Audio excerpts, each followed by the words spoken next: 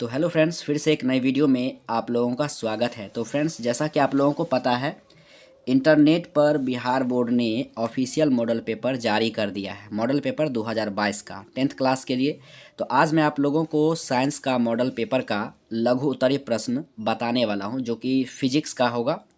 ठीक है, इसके फिजिक्स के बाद मैं आप लोगों को केमिस्ट्री का बताऊंगा और उसके बाद बायोलॉजी का बताऊंगा। तो आज की इस वीडियो में हम लोग देखने वाले हैं फिजिक्स का लघु उत्तरीय प्रश्न, जो कि इंटरनेट पर आधारित मॉडल पेपर है। ठीक है, जो 2022 में पूछा जाएगा इस तरह के क्वेश्चन। तो चलिए बारी बारी से हम लोग सारे क्वेश्चन को डिस्कशन कर लेते हैं आंसर के साथ। जैसा कि पहला क्वेश्चन देख पा रहे हैं, दिया हुआ है किसी चालक का प्रतिरोध किन किन बातों पर निर्भर करता है। ये क्वेश्चन है, पहला क्वेश्चन, जो कि लघु उत्तरीय प्रश्न है। बिहार बोर्ड के ऑफिशियल वेबसाइट पर यह दिया गया है।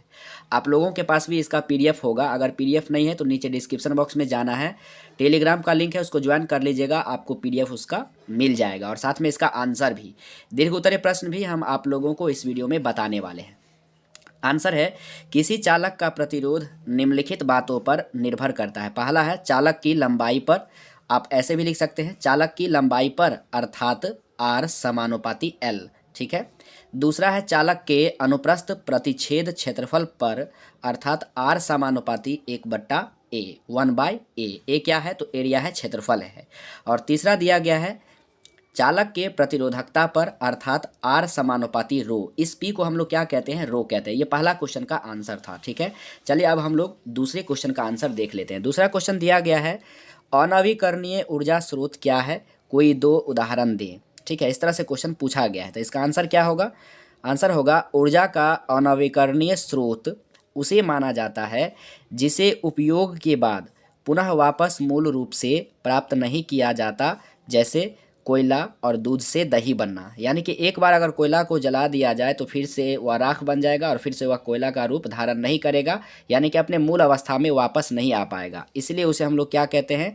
अनवीकरणीय स्रोत कहते हैं। दूसरा दिया गया है, जैसे इसमें कहा गया है कि दो उदाहरण दे, इसका दूसरा क्या होगा उदाहरण? दूध से दही बनना। अगर दूध से एक बार दही बन गया तो फिर से दही से दूध नहीं बनाया जा सकता है, उसे ही हम लोग क्या कहते हैं? अनवीकरणीय स्रोत कहते हैं। ठीक है दोस्तों, तीसरा क्वेश्चन कुछ इस प्रकार से दिया गया है, उत्तल लेंस और अवतल लेंस में अंतर स्पष्ट करें। जो कि आपके एग्जाम में हो सकता है ये क्वेश्चन पूछे जा सकते हैं।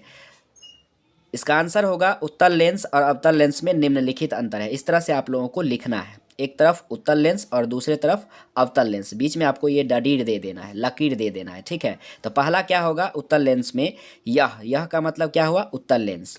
यह किनारे पर, यानी कि उत्तल लेंस जो होता है वह किनारे पर पतला होता है और बीच में मोटा होता है। ठीक है, और अवतल लेंस में क्या होता है? इसका ठीक उल्टा होता है। यह माने अवतल लेंस।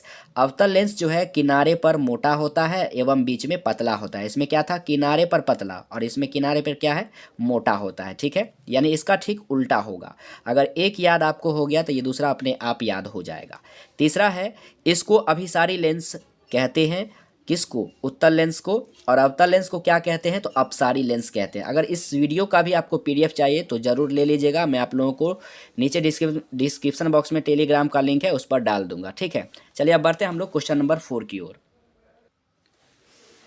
चौथा नंबर क्वेश्चन देखिए, दिया हुआ है सरल सूक्ष्मदर्शी क्या है, इसका एक किरण आरेख खींचे। तो कुछ इस प्रकार से लिखेंगे आंसर में, सरल सूक्ष्मदर्शी वह युक्त है या युक्ति है जिससे छोटे बिंब, बिंब का मतलब होता है वस्तु, बिंब का आवर्धित प्रतिबिंब प्राप्त किया जाता है। आवर्धित प्रतिबिंब प्राप्त किया जाता है, उसे हम लोग सरल सूक्ष्मदर्शी कहते हैं। ठीक है, और इसका किरण आरेख कुछ इस प्रकार से होगा, आप लोग अच्छे से भी बना सकते हैं।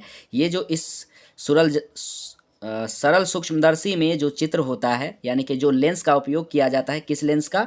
तो उत्तल लेंस का। सरल सूक्ष्मदर्शी में किस लेंस का उपयोग होता है? तो उत्तल लेंस का होता है। ये आपका क्या है? तो बिंब है, जिसको हम वस्तु बोलते हैं। ये आपका फोकस बिंदु हुआ, और ये जो है आपका ये प्रतिबिंब हुआ, यानी इसका एक प्रकार का छाया बोल सकते हैं, वो प्रतिबिंब हुआ। ठीक है, चलिए 5वें नंबर क्वेश्चन की ओर बढ़ते हैं, जो कि आपके मॉडल्स पेपर में पूछा गया है। 5वां नंबर क्वेश्चन है, विद्युत मोटर का क्या सिद्धांत है या सिद्धांत क्या होता है। विद्युत मोटर से रिलेटेड अगर 5 नंबर के क्वेश्चन दीर्घ उत्तरी में पूछा जाए तो इससे पहले मैंने इसके बारे में वीडियो बना रखा है। अगर आप लोग नहीं देखे तो नीचे डिस्क्रिप्शन बॉक्स में विद्युत मोटर का सचित्र वर्णन करे पूरा डिटेल्स में मैंने बताया है, उसका लिंक मैं नीचे डिस्क्रिप्शन बॉक्स में दे दूंगा, वहाँ से भी आप लोग जा करके देख सकते हैं, या फिर यूट्यूब पर सर्च करिएगा विद्युत मोटर बाय सूरज सर तो मेरा वीडियो ये मिल जाएगा। ठीक है, तो इसका आंसर क्या होगा देखिए, जब धारावाही कुंडली को चुंबकीय क्षेत्र में रखा जाता है तो वह कुंडली एक बल आघूर्ण का अनुभव करती है, इसके परिणाम स्वरूप कुंडली घूर्णन करती है, जिसे हम लोग विद्युत मोटर का सिद्धांत कहते हैं। ठीक है दोस्तों, तो इस तरह से आप लोग लिखिएगा तो इसका आंसर कंप्लीट हो जाएगा। और नेक्स्ट क्वेश्चन है क्वेश्चन नंबर 6, एमीटर एवं वोल्ट मीटर के उपयोग को लिखें। यानी कि दोनों के बारे में आपको परिभाषा लिखना है कि उसमें उसका उपयोग होता क्या है। जैसे एमीटर, यह एक ऐसी युक्ति है, यहाँ पे है लिखिएगा, जिसका उपयोग के बारे में पूछ रहा है तो उपयोग लिखेंगे। यह एक ऐसी युक्ति है जिसका उपयोग किसी भी परिपथ में प्रवाहित धारा का मान मापने में किया जाता है, या सीधा सीधा आप इसका परिभाषा लिख सकते हैं, धारा मापने वाले यंत्र को एमीटर कहते हैं। ठीक है, लेकिन यहाँ उपयोग पूछा गया है इसलिए हम लोग पूरा डिटेल्स में लिखेंगे, केवल परिभाषा नहीं लिखेंगे कि धारा मापने वाले यंत्र को एमीटर कहेंगे, कुछ इस तरह से आपको लिखना है। ठीक है, वोल्टमीटर दिया गया है, यह एक ऐसी युक्ति है जिसका उपयोग, देखिए यहाँ पे उपयोग पूछा जा रहा है, जिसका उपयोग परिपथ के किन्हीं दो बिंदुओं के बीच के विभव के अंतर को मापने के लिए किया जाता है, जिसे हम लोग वोल्ट मीटर कहते हैं। अगर सीधा सीधा इसका डिफिनेशन दिया जाए तो क्या होगा, यानी विभवांतर मापने वाले यंत्र को वोल्ट मीटर कहते हैं। वोल्ट मीटर को समांतर क्रम में जोड़ा जाता है और एमीटर को श्रेणी क्रम में जोड़ा जाता है। लेकिन क्वेश्चन के अनुसार जो पूछा जा रहा है उपयोग कुछ इस तरह से लिखेगा तो इसका आंसर कंप्लीट हो जाएगा। ठीक है दोस्तों, बढ़ते हैं 7 नंबर क्वेश्चन की ओर। 7 नंबर क्वेश्चन कुछ इस प्रकार से दिया है, आँख की समंजन क्षमता का क्या तात्पर्य है। यानी कि आँख की समंजन क्षमता किसे कहते हैं वो आपको परिभाषा लिखना है। ठीक है, तो इसका आंसर है, आँख की समंजन क्षमता का वह तात्पर्य है जो नेत्र लेंस की फोकस दूरी में परिवर्तन लाकर दूर की वस्तु या नज़दीक की वस्तु का स्पष्ट प्रतिबिंब रेटिना पर बनाता है। ठीक है, या तो दूर का हो या फिर नज़दीक का हो, दोनों का प्रतिबिंब जो है ना रेटिना पर बनाता है, उसे हम लोग आँख की समंजन क्षमता कहते हैं। सामान्य आँख के लिए उसकी जो समंजन क्षमता होती है आँख की, वह कितना डी पाई जाती है, तो 4D पाई जाती है। ठीक है दोस्तों, तो इस तरह से हम लोग आँख की समंजन क्षमता का क्या तात्पर्य है, इसका आंसर इस तरह से लिखेंगे। उसके बाद है आज का लास्ट क्वेश्चन लघु उत्तरीय प्रश्न के लिए, उसके बाद मैं आप लोगों को दीर्घ उत्तरीय प्रश्न के बारे में बताऊंगा।